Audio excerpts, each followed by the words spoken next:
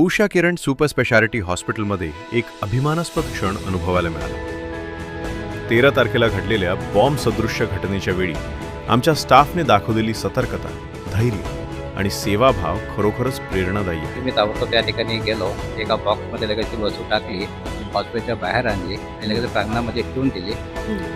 प्रत्येक doctor, sister, brothers आणि मावशी यांनी अत्यंत कठीण परिस्थितीतही आपले कर्तव्य पूर्ण निष्ठेने पार पाडले.